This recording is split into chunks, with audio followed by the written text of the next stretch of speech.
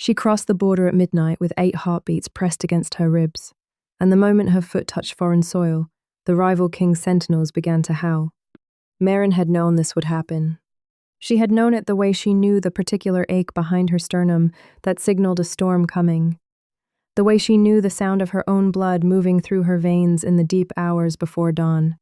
She had known, and she had crossed anyway, because there was no other choice left in the world that belonged to her. The pups were warm against her skin, their tiny bodies nested in the leather sling she had fashioned from her traveling cloak 2 days ago, when she still had a home to leave behind. 8 of them. 7 boys and 1 girl, all born 6 weeks too early. All breathing in the shallow, determined rhythm of creatures that had decided, against considerable evidence, to survive. They smelled of pine, resin, and new snow, and something older, something that had no name in any language she had been taught, but that she recognized in her marrow as the scent of a bloodline that the world was going to have opinions about. The howls multiplied. 3 sentinels became, 7 became a dozen, the sound rolling across the Ashveil Mountains like water finding every crack and stone. She did not run.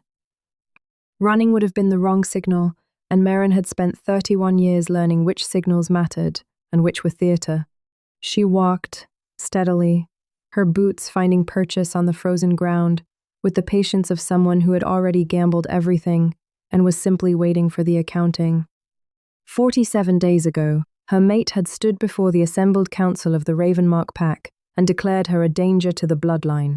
He had used those exact words, a danger to the bloodline. His voice had been even almost gentle, the way voices are when the decision has already been made and the speaking of it is merely ceremony. Around him, the elders had nodded her elders, the people who had pressed their foreheads to hers in the blessing rite when she was 7 years old, who had fed her at their tables, who had taught her the pack songs and not one of them had spoken for her. She had been standing in the center of the stone circle, with her abdomen swollen and her spine aching and the scent of her own fear sharp in the cold air. And she had looked at each of their faces, and she had understood that this was not a moment of justice. This was a convenience being dressed in the language of tradition. The charge was corruption of the bloodline through unsanctioned conception. The real reason, the one no one said aloud, was that Maren's pups carried power that no one in the Ravenmark Council knew how to control, and powerful things that cannot be controlled are, for people like the Ravenmark elders, threats. She had pressed her back against the cold stone pillar at the circle's edge, and she had not begged. That was the thing she held on to in the weeks that followed, the one clean fact in all the wreckage. She had not begged. Kael had not looked at her when he pronounced the exile. He had found a point somewhere above her left shoulder and addressed it, and she had watched the line of his jaw, that jaw she had kissed 1,000 times in the dark. That jaw she had trusted completely and without reservation, and she had felt something in her chest, complete its breaking, not begin to break, complete it. The fracture had been happening for longer than she had admitted. The pups had not been born yet when she walked out of the stone circle. They would not arrive for another 18 days, in a borrowed barn on the eastern slope of the Ashveil range, delivered by her own hands in the hours before sunrise, while a cold wind moved under the barn door and made the straw whisper. She had done it alone, because there was no one. She had bitten through her own fear, because there was no alternative. And when the last of them arrived, the girl, the smallest, the one she would eventually name Sable for the color of the fine dark down on her head, Maren had wept, briefly and completely. And then she had stopped and begun to think about what came next. What came next was the border. The Ashveil Mountains divided the northern territories into 2 kingdoms that had hated each other for so long. The hatred had become geological, something laid down in strata. On the Ravenmark side, the pack law was old and rigid, and currently, specifically, dangerous to Maren and her children. On the other side, the Ironhold side, the territory claimed by the king whose name the Ravenmark told as a warning, Kael, the Ironhold king. The one who had taken 3 packs by force in a decade on that side, the law was different.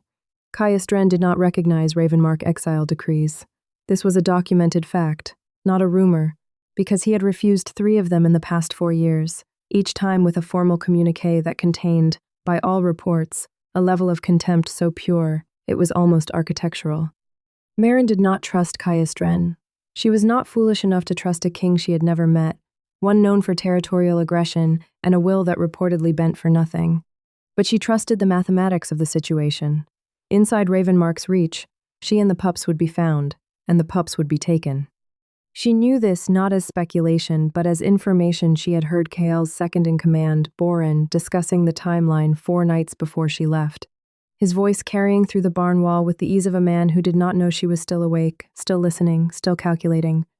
They would take the pups, Boren said. When they were 8 weeks old, when transport would not kill them, they would bring them to the Eastern Sanctuary. They would be trained there, controlled, their power channeled according to the Council's needs. And Maren would be given a clean exile and a direction to walk in. The direction, she thought, did not particularly matter to them, as long as it was away. So she had not waited for 8 weeks, she had left at 6. When the pups were barely more than instinct and warmth, and the fierce cellular determination of creatures who had been told by circumstance that the world was difficult and had decided not to take this personally. She had fashioned the sling from her cloak, lined it with the softest of the barn blankets, nested each pup in it with the geometric care of someone solving a problem that mattered more than any problem had ever mattered.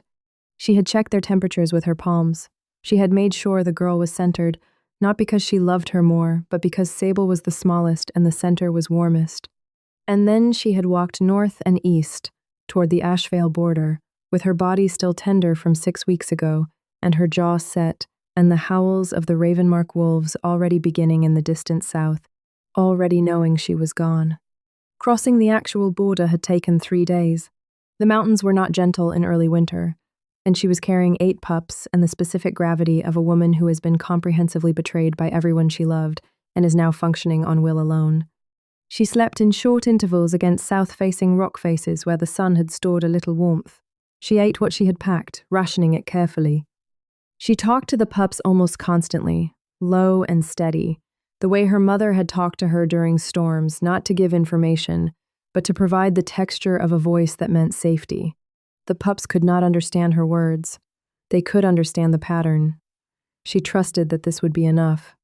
On the 2nd day of the crossing, a snow squall came down from the north with the abruptness of a door being slammed, and she found a narrow overhang of granite and pressed herself and the pups against it, and waited for 3 hours while the wind made sounds like argument, like accusation. Like every difficult conversation she had ever avoided, the pups slept through most of it, which she chose to interpret as confidence in her. On the morning of the 3rd day, she crested the final ridge and felt the air change, Ironhold air, colder and somehow cleaner, with a mineral quality that the Ravenmark forests never quite had. She stood at the top of the ridge for 11 seconds, looking north into the valley below, which was dark with pine and silver with distance and entirely, utterly unknown to her. She had never been here. She had no allies here.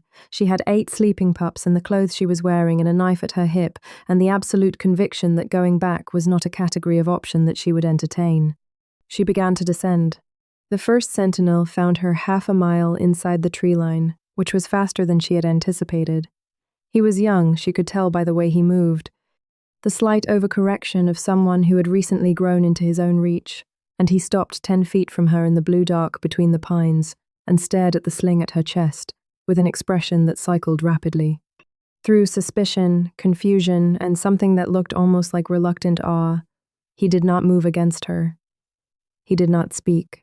He lifted his chin and put sound into the air, the Ironhold frequency she had heard described but never heard in person, and within minutes there were 7 more of them in the trees. And within 20 minutes there was a man on a gray horse at the edge of the tree line, and the sentinels parted for him with the particular quality of parting that means command, not courtesy. Caius Dren was not what the stories had prepared her for. The stories had prepared her for something theatrical, the aggression made visible, the dominance worn like armor. What she found was a man in his late 30s with dark eyes and a stillness about him that reminded her, disconcertingly, of the mountain overhang where she had waited out the storm. Not warm, exactly, but something that weather moved around, rather than through. He sat on the gray horse and looked down at her and at the sling at her chest, and his face did exactly nothing, which was more unsettling than any expression would have been. "You're Maren of Ravenmark," he said. It was not a question. She felt the sentinels tighten around her, not threatening, but alert, and she did not adjust her posture. She said. I'm not sure that designation still applies. He studied her for a long moment with those dark, still eyes. The Ravenmark Council filed an exile decree 43 days ago. You're 4 days past their stated retrieval window. I'm aware of their timeline, she said. That's why I crossed when I did. He looked at the sling again. One of the pups, the second boy, the one she was thinking of as River, because he moved like water even in sleep, made a small sound, not distress. Just the conversational murmur of a dreaming infant, and something in Kaestren's face shifted, barely, like light adjusting behind glass. How many? He said. 8? She said. The silence that followed this had a texture to it. Around her, she heard one of the sentinels draw a breath. 8, Kaestren repeated. The word arrived in his mouth differently the second time, waited. 7 males, 1 female, she said. Born 6 weeks ago. All alive. All healthy. By every measure I know how to apply. She paused.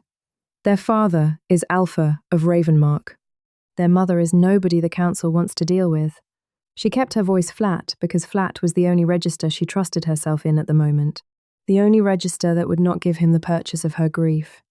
I am not asking you for sanctuary based on sentiment. I'm asking because the legal precedent of your territory is established, and because I have information about Ravenmark's eastern expansion plans that you don't currently have, and that would be useful to you.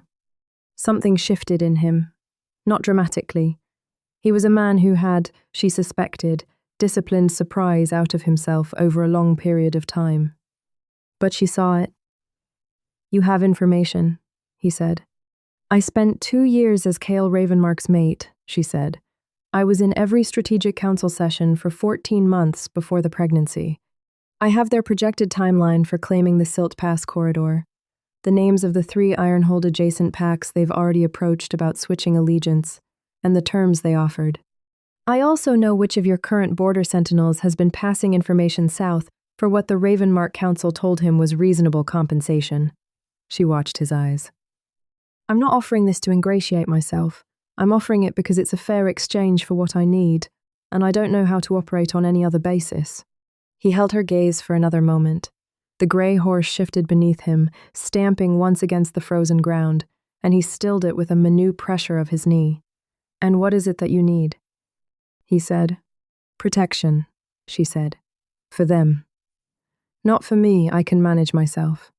But they're 6 weeks old and there are 8 of them, and the Ravenmark Council has already dispatched retrieval teams. And when those teams reach the border, they will claim legal authority under the Ashveil Compact to pursue an exile across. The Ashveil Compact, he said, was dissolved 14 years ago. The Ravenmark Council knows this. They're gambling that no one will check. He looked at her with something that was not quite respect and not quite calculation, but lived in the neighborhood of both. I'm aware that they're gambling on it. I was not aware they had already dispatched retrieval teams. Last night, she said. Born Ashmark. He was 3 days behind me when I crossed the ridge. The stillness in him resolved into decision. It was fast. Once it came the quality of a man who spent his time thinking so that when action was required, the path was already laid. You'll come to the Ironhold seat, he said.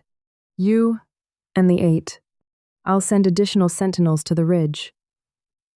He looked at her, and for the first time she saw something beneath the controlled surface, something she did not have a name for yet. I will want to hear the rest of what you know. You'll have it, she said, when I know they're safe. He nodded, once. Not a concession, an acknowledgement of reasonable terms. He swung down from the horse and she realized, suddenly, that the gesture was intentional. He was not going to ride while she walked. She chose not to comment on this. She was tired enough that it would have come out wrong. They walked down through the pines toward the valley floor, the sentinels around them, the pups against her chest, the Ironhold air cold and minerally clean in her lungs, and she thought of Kael and felt nothing except the very specific blankness that follows the completion of a grief, the silence after the last note. She had loved him. That was true, and she was not in the habit of making true things untrue for the sake of simplicity.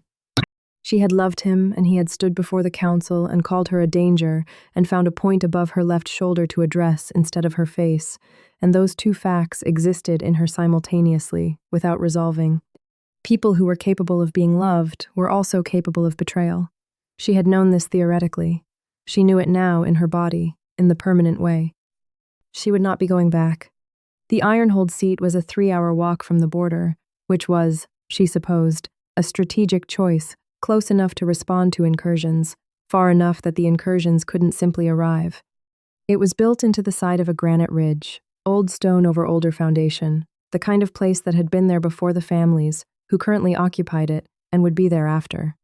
The great hall smelled of wood smoke and tallow and old stone and something animal that was not threatening but was very present. The smell of a place where many lives were lived. She had not been in a hole like this in 47 days. The contrast with the barn and the mountain in the cold was physical. The warmth hit her like a hand pressed to her sternum, and she had to slow her breathing.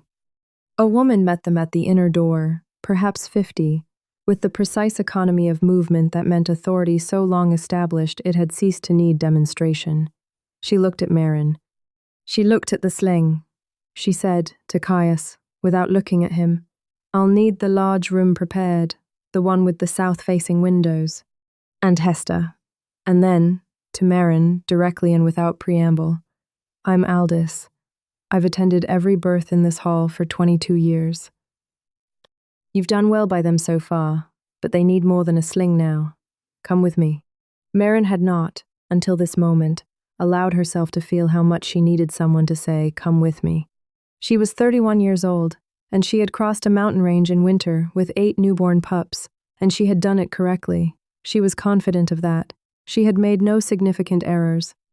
But doing it correctly is not the same as doing it easily, and the difference lived in her body as an exhaustion so deep it had stopped feeling like tiredness and started feeling like weather. She followed Aldous. The large room with south-facing windows was warm and smelled of cedar and clean wool, and there was a fire and a low, wide table padded with blankets. And within 20 minutes, there were 3 women in the room, including Aldous and Hesta, who was, perhaps, 19, and whose primary quality was that she radiated the specific competence of someone who loves infants as a vocation rather than an obligation. One by one, Maren lifted the pups out of the sling. 7 boys, 1 girl, all alive, all breathing, all possessed of that determination she had been watching for 6 weeks. River made his murmuring sound. Sable, the girl, opened her eyes as she was lifted and looked directly at Hesta, and Hesta made a sound low in her throat, something between recognition and surrender. 8. Aldous said, in the tone of someone verifying a number that a sensible person would not have believed the first time they heard it. 8, Maren confirmed. She straightened up and felt everything in her back protest this decision and chose not to address it.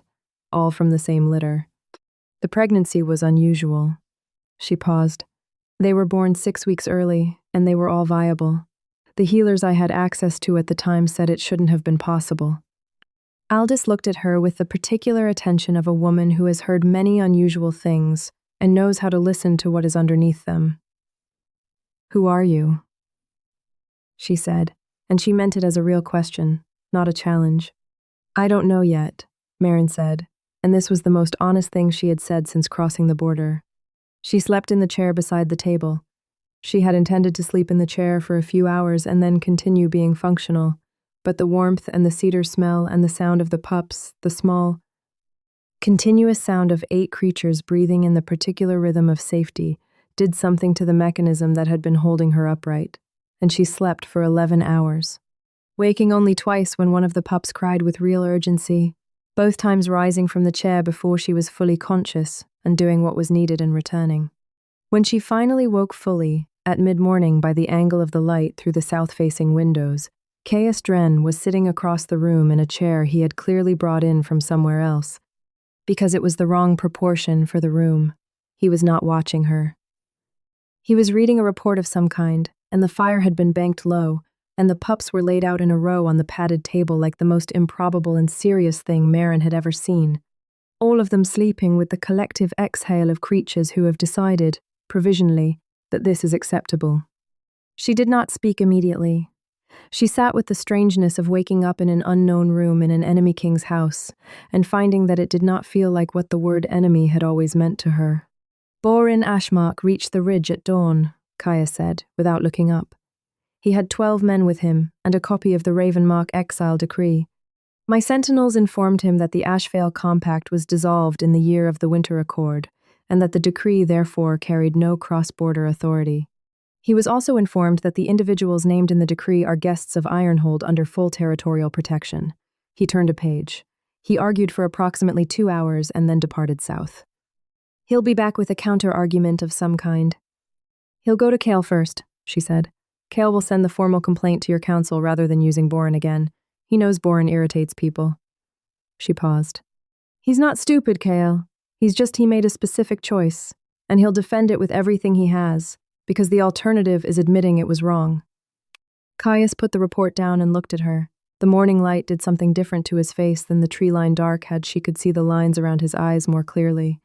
The quality of someone who had been outside for most of his life and had allowed the weather to write on him. What was the actual reason? He said. Not the charge they filed. What was it? She considered how much to say and decided that incomplete information was its own kind of liability. Their pups carry a power that the Ravenmark bloodline hasn't seen in 4 generations, she said. The council seer identified it before the birth, she told Kael. She kept her eyes level. She also told him that the source of the power is my lineage, not his. That my family carries something that the Ravenmark bloodline specifically cannot control or predict. She paused. The council interpreted this as contamination rather than augmentation. Kael agreed with them. She heard the flatness in her own voice and let it stand. I disagreed. He translated my disagreement as further evidence of the problem. What lineage? Caius said. My mother was Ashveil born, she said. Not Ravenmark, not Ironhold. The mountain families. The old ones. She watched him absorb this. I know what you're thinking. You don't, he said, with a certainty that was not unkind. The mountain families, she said anyway, had the binding gift, which the Ravenmark seer called corruption because it's older than the pack structure and it doesn't obey pack law. It was bred out of both the lowland bloodlines deliberately, 160 years ago, because it was difficult to control and the packs wanted controllable things. She looked at the pups on the table, all 8 of them breathing in their synchronized rhythm. It wasn't bred out of the mountain families because the mountain families didn't participate in that particular decision. Caius was quiet for a moment. The fire shifted. The binding gift, he said. The ability to form bonds with more than one pack, more than one person, more than one kind of creature, she said. Not loyalty divided, loyalty multiplied. The elders who tried to breed it out called it a corruption because they wanted single-direction fidelity. What they actually wanted was something they could point. She met his eyes. You understand the distinction. He did. She could see that he did. 8 pups with the binding gift, he said, almost to himself. If the seer was right, Maren said. I believe she was, but I also know that I'm not objective on the subject. A silence settled between them that was not uncomfortable, the specific silence of 2 people who are each doing rapid and serious thinking and have decided to allow the other person the dignity of that. Outside the south-facing windows, the Ironhold Valley was bright with winter sun on snow, and the pines threw sharp shadows across the white. And it was, Maren thought, a very clear day. I want to ask you something, she said. Ask. Why did you come down from the horse? She said. In the trees. You didn't have to. It wasn't protocol. He looked at her with an expression she couldn't categorize. You were standing on a frozen mountain after 3 days of travel with 8 infants against your chest, he said. I got off the horse because it was the obvious thing to do. She studied him. A lot of people know the obvious thing to do, she said. They don't all do it. No, he said. They don't. She chose not to pursue this further, and he did not offer more, and the silence resumed its comfortable qualities. From the padded table, River murmured, and Sable answered him with a sound that was not yet language, but was clearly communication, and the fire moved in its grate. In the days that followed, the Ironhold seat arranged itself around the pups with a naturalness that Maren watched with something close to bewilderment. She had expected logistics, the practical management of 8 infants in a military household. What she found was more complicated. The sentinels, who were not in any cultural sense a soft people, developed rituals around the feeding schedule. Hesta became, within 48 hours, so indispensable that Maren could not remember how she had managed without her. Aldous produced, from somewhere in the hall's deep storage, an old text on mountain family bloodlines that she placed on the table next to Maren's breakfast without comment, and which Maren read in her spare moments with the specific sensation of someone who has been hungry for a long time and has finally been given something that is actually food. And Caius Dren was there, in the way that a load-bearing wall is there, not decorative, not intrusive, but present in a way that the structure depended on, without advertising this fact. He did not make claims on her or on the pups. He did not press the information she had offered to pay for sanctuary. He waited, and she gave it to him in pieces. In the evenings, when the pups were sleeping and the fire was low, sitting across a table from him with cups of the dark, slightly bitter tea that was apparently a constant in Ironhold's winter evenings, she told him about Silt Pass. She gave him the names. She described the terms the Ravenmark Council had offered the 3 border packs. He listened with the quality of listening that meant the information was being stored, rather than just heard, organized internally into categories she could not see. The sentinel, she said, on the 3rd evening. The one passing information south. Dealt with, he said. He's been reassigned to the northern posts. If he continues, there will be a conversation. He paused. He has a family. It's a complicated matter. Things usually are, she said. He looked at her across the table, and the fire was low and the hall was quiet, and she had the sudden, destabilizing awareness of him as something other than a strategic shelter, as a person, specific and present, with his own gravity. She had been aware of this at the edges for 3 days, had been filing it in the category of things to examine later when survival was not the organizing principle. She was not sure, in this moment, that survival was still the organizing principle. She was not sure what was. She was also not ready. She knew this cleanly, the way she knew the stomache behind her sternum. She had been comprehensively betrayed 47 days ago by someone she had loved completely. And the wreckage of that was real and would not be resolved by proximity to a man who was interesting and competent and had gotten off a horse on a frozen mountain because it was the obvious thing to do. That was not how grief worked. That was not how she worked. She picked up her tea. On the 7th day, Kael's formal complaint arrived. It came in the form of a delegation, 3 of the Ravenmark Council's senior members, dressed in traveling clothes that had been expensive before the journey and were now merely functional, accompanied by a young scribe who was writing everything down with the air of someone who understood that this was historically significant and was slightly terrified by this understanding. They were shown to the hall's secondary meeting room, and Maren was informed of their arrival by Aldous, who said it with the tone of someone reporting a change in weather, accurate, precise, without drama. Maren went to the south-facing room and sat with the pups for 20 minutes. She counted their breaths. She looked at Sable's face, that small, serious face, with the dark down and the deliberate gaze, and she thought about what she was going to do. She had known in the abstract that this moment would come. The abstract is always more organized than the actual. She went to the meeting room. She did not go because Caius had asked her to. He had not asked her to. She went because they were her children and her situation and her accounting to give, and she was not going to sit in a south-facing room and let other people negotiate on her behalf the terms of her existence. That was not a thing she was willing to do. The clarity of this surprised her, a little she had not known, until the moment of testing, exactly where that line was. Now she did. The 3 council members were Elder Vane, Elder Cress, and a man she recognized only as Advisor Tomas, who was Kael's personal counsel, and whose presence here told her something important about how seriously the Ravenmark Council was taking this. They sat on one side of a long table. Caius sat at the head. 2 of his senior people flanked him. When Maren entered, she felt Vane's face perform a rapid negotiation between his prepared expression and something raw, something that might have been shame. If Vane had been the kind of man who permitted himself shame, he settled on a version of neutral authority that was not entirely convincing. Maren, Elder Cress said, Her voice was not unkind. This was, in some ways, worse than unkindness would have been. Elder Cress, Maren said. She sat at the table, not across from them but beside Caius, which was where Caius indicated without instruction, simply by the positioning of the empty chair. She registered this. Advisor Tomas spread documents across the table with the efficiency of a man who has prepared thoroughly for something he expects to win. The Ravenmark Pack has a legitimate claim under the Ashveil Compact, he began. The Ashveil Compact was dissolved 14 years ago, Caius said. The sentence had the quality of a door closing. I'll save us the time we would otherwise spend on that argument. Tomas recalibrated without much visible effort. He was good at his work. She had to admit that. Under the standing family law of the Northern Territories, he said, the offspring of an alpha are considered pack property from birth.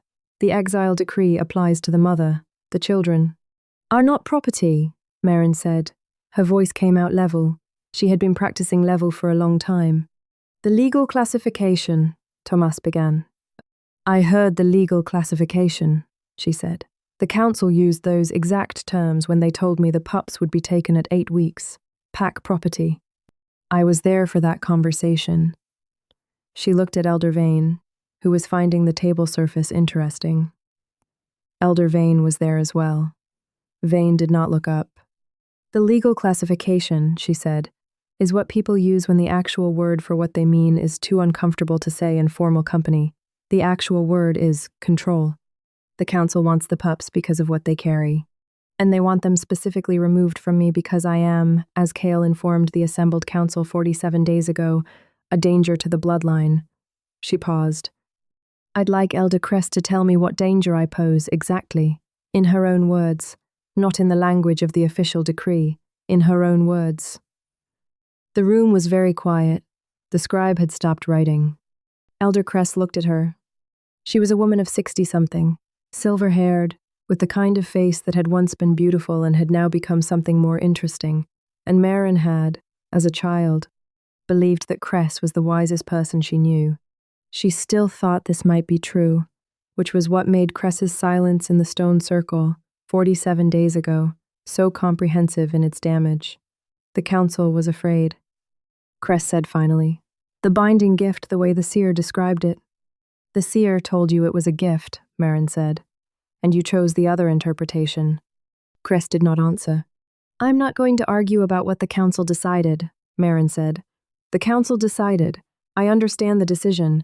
I've had 47 days to understand it. And I do understand it. Fear makes organizational decisions that individual people inside those organizations know are wrong. And individual people inside those organizations let it happen because the cost of speaking is very clear and the benefit of speaking is very uncertain. She looked at each of the three of them. What I'm telling you is that I'm not going back, and the pups are not going back. If you want to pursue this through legal channels, Ironhold's legal team has my permission to act on my behalf. But I want you to hear it from me directly, and not from a document. I am not coming back to Ravenmark. I am not forgiving the council. And I am not going to look away while Kael tells the next person who carries something he doesn't understand that they are a danger. She stopped. The room held the quality of something that has just been said and cannot be unsaid, which was the quality she had intended. Elder Cress looked at her for a long moment, and then she did something that Maren did not expect. She nodded. Not in agreement, exactly, in acknowledgement. The precise and costly acknowledgement of something that was true, and that she had known was true, and had not acted on in time. Kael, Cress said carefully, is not in a position to make a unilateral decision on the pups. The council would need to vote. I know how the council votes, Maren said. I was in the room for 14 months. Advisor Tomas, who had clearly arrived expecting to win a negotiation and was recalculating this expectation in real time, cleared his throat. The Alpha of Ravenmark, he said, has formally requested. The Alpha of Ravenmark, Caius said, has declared war. He let this sit for exactly the right amount of time. Not on me. On his own children's safety. By dispatching retrieval teams to a territory that does not recognize his decree. After the individuals in question had already crossed under my protection, he looked at Tomas with the expression of a man who has been patient and is no longer finding it necessary. This is not a negotiation about the compact. The compact is dissolved and we've established that. This is a conversation about whether the Ravenmark Alpha intends to persist in a course of action that I will be required to treat as an act of aggression. He paused. You'll want to take that back with you when you return. Tomas looked at him, then at Maren, then at the documents on the table, which had stopped being useful somewhere in the last 10 minutes. I'll convey the message, he said. The delegation left the following morning. Elder Cress paused at the hall door, and for a moment, Maren thought she was going to say something that would begin the architecture of an apology, something that would ask Maren to consider what had been lost between them. She looked at Cress's face and saw the words there, assembling themselves, and she understood that there was a version of herself, a version that lived in different circumstances, a version that had not crossed a mountain in winter with 8 too-early pups against her chest. That might have reached for those words, that might have made it easier. She was not that version. She had become something else in the mountains, on the frozen slopes, in the barn before the births, in the stone circle where she had pressed her back against the pillar and not begged. She had become someone who understood, in her body rather than just her mind, that certain things could not be rebuilt from apology alone, that forgiveness was not the same as permission to continue, that she was allowed to love people for what they had been and refuse them for what they had chosen, and that these two things did not contradict each other. Safe travels, Elda, she said. Cress nodded, once, and walked out. In the days after the delegation's departure, the Ironhold seat settled into a new pattern around her that was neither the acute emergency of arrival nor the held-breath anxiety of the legal confrontation. It was something quieter and more durable. The pups were 8 weeks old now, then 9, and they were changing in ways that confirmed what the seer had said, and also surpassed it. Sable, the smallest, was the first to demonstrate the binding gift in a way that was visible, she cried, one evening, not with hunger or cold, but with a specific intensity. And within minutes, a young wolf from the sentinel line who had been sitting on the outer steps came inside, without quite knowing why, and stood in the doorway of the south-facing room with a bewildered expression and his hands at his sides, and Sable stopped crying and looked at him with satisfaction. He stayed for 2 hours. When he left, he shook his head as if clearing water from his ears, and Maren heard him in the corridor saying to another sentinel, quietly, "The girl one, there's something about her." "Yes," Maren said from inside the room, to no one in particular, "there is." She began to feel the Ironhold in her lungs, the mineral-clean quality of its air, the specific temperatures of its winter mornings. She began to know the hall's rhythms when Aldous moved through it, the particular sound of Caius's footstep on the stone corridor at the end of his evening rounds, the way the fire in the great room was banked differently than the fire in the south room, the small and accumulating geography of a place that was, she was finding, more careful with its inhabitants than she had expected, not warm in the way the stories had led her to expect, something more sustainable. A place that did not perform warmth but created conditions in which warmth was possible. She noticed Caius. She had been noticing him since the tree line, but now she noticed him differently, with the specific attention that she had been filing under later, under when survival is not the organizing principle, and which she could no longer entirely file there, because she was no longer in survival mode, strictly speaking, and the filing system had a limited capacity for deferral. She noticed that he was consistent in ways that Kael had not been, not larger, not louder, but with a density that did not change depending on who was watching. She noticed that he talked to the pups when he thought she wasn't listening, not with the self-conscious effort of someone performing kindness, but with the natural address of someone who believes that all people, regardless of size or communicative capacity, deserve to be spoken to. She noticed that he never asked her what she intended to do. She understood that this was a choice he was making, and that the choice cost him something that he had, things he wanted to say, and was not saying them in deference to her right to decide the pace of whatever this was. She appreciated this more than she could currently say. One evening, late, with the pups sleeping and the fire low and the dark blue quality of winter outside the south-facing windows, that meant it was well past midnight, she said, "The information I gave you. The Silt Pass plans, the border packs. Does it balance?" He looked at her across the table, Against what? He said. Against what you've given us, she said. The protection, the hall, Hesta and Aldous and the warm room. She looked at her tea. I want to know if it balances. Why? He said. Because I'm not comfortable with asymmetry, she said. I've learned not to be comfortable with it. When the balance is wrong, things shift in ways that are hard to predict. She paused. I need to know where I stand. He was quiet for a moment. The fire moved. You balance, he said. Nothing and everything, and I am not interested in accounting it. What you gave me is valuable. What I've given you is what anyone in my position should give to 8 infants on a frozen mountain. He held her gaze. Those aren't the same category. I won't pretend they are, for the sake of your comfort with the arithmetic. She looked at him.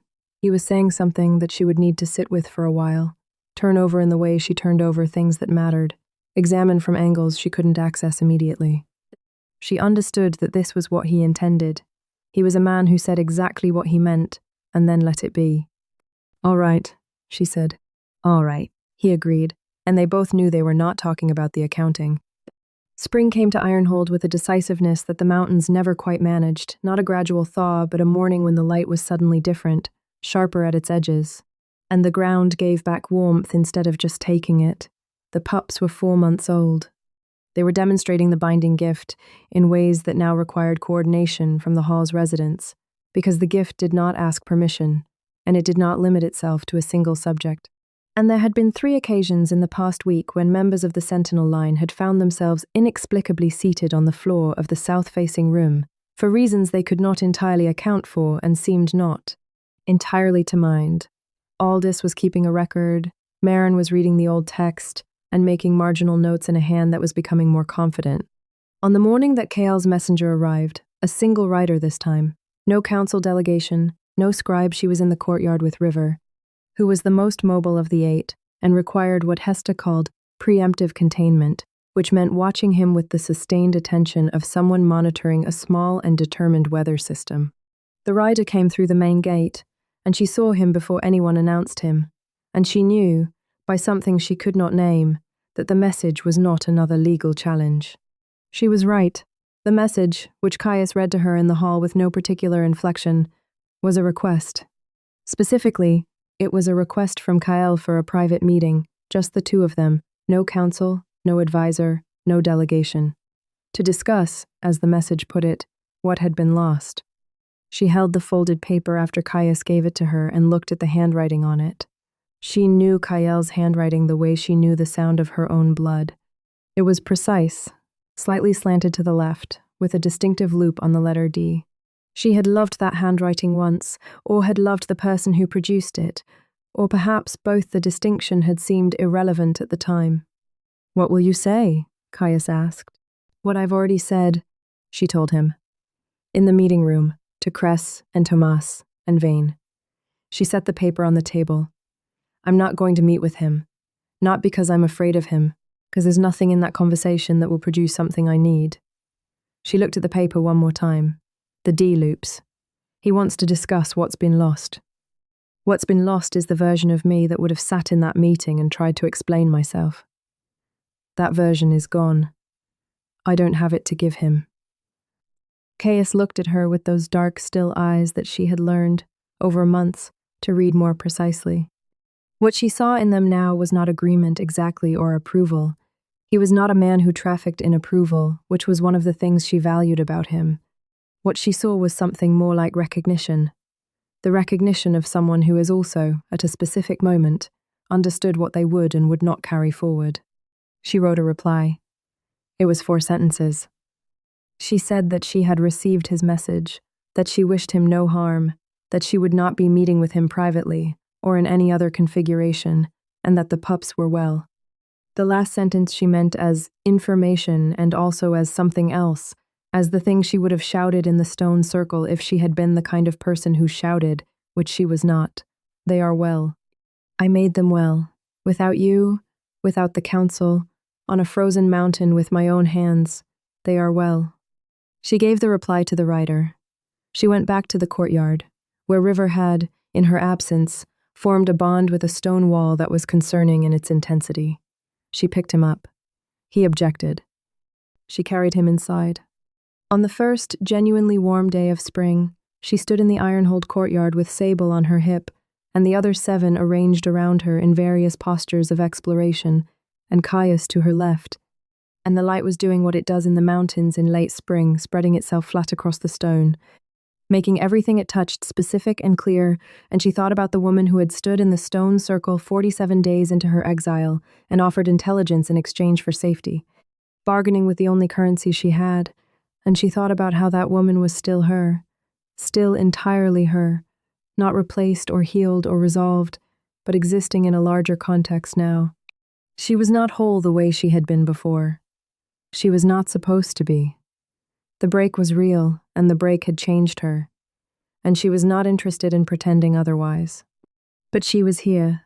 The pups were here, 8 of them, all alive and breathing and demonstrating, with increasing confidence, that the world was a place that could be bound together rather than pulled apart. Sable had one hand fisted in the collar of Maren's shirt and was watching the courtyard with the deliberate gaze of someone taking inventory of what is hers, which was, Maren thought, entirely appropriate. The other 7 were conducting negotiations with gravity that required monitoring. Caius said nothing. He was there the way the ridge was there, the way the hall's stone walls were there present and weight-bearing and not making a performance of either. She looked at him, and he looked at the courtyard, and the spring light lay across everything with that particular honesty that good light has, illuminating without commentary. "I owe you more than balance," she said. He turned to look at her, waited. "You got off a horse on a frozen mountain," she said. "That was the beginning of all of this. I've been thinking about it for months." She looked at Sable, who was watching her with the specific attention of a creature who does not miss things. "I'm not ready for what I think this is. I want to tell you that directly, and not let it sit between us as something implied." She paused. "But I'm not ready in a way that expects you to wait. I'm not ready in the way of someone who needs to build the thing she's standing on before she can stand on it with any confidence." She looked up at him. "I thought you should know the distinction." He looked at her for a long moment, with the stillness she had come to understand was not distance, but its opposite, the absolute, focused presence of someone who was listening to every word. "I'm not going anywhere," he said simply, not as a declaration, as a fact, the way he stated most things that were true.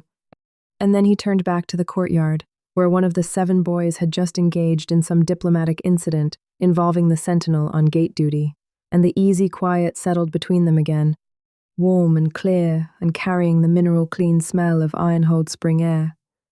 And Maren shifted Sable on her hip and felt the pup's small hand tighten in her collar. And she looked out at the courtyard and the ridge and the wide, unheld sky, and she breathed. She had not chosen this. She had chosen to cross the mountain. She had chosen to walk to an enemy king's territory in the dark with 8 heartbeats against her ribs and a fair exchange in place of sentiment. She had chosen not to beg in the stone circle, and she had chosen not to meet with Kael, and she had chosen to write 4 sentences that said what she meant without apology or excess. She had made, in the past 8 months, so many choices that the accumulated weight of them had built her into someone she recognized as herself more completely than she had ever been recognized before. Not the self that Kael had approved of, not the self the council had tolerated, but the one that had been waiting in her blood and her mountain lineage and the binding gift she had been told was a corruption. She had crossed the border at midnight with 8 heartbeats pressed against her ribs, and the rival king had not declared war on her. He had, in the end, declared it for her, and she had let it stand. And her children were alive and growing and binding everything they touched, with the ancient, unauthorized power of a bloodline that the world had tried twice to breed out of existence, and had, both times, failed. She was not going back. She had never, in the truest sense, been going back.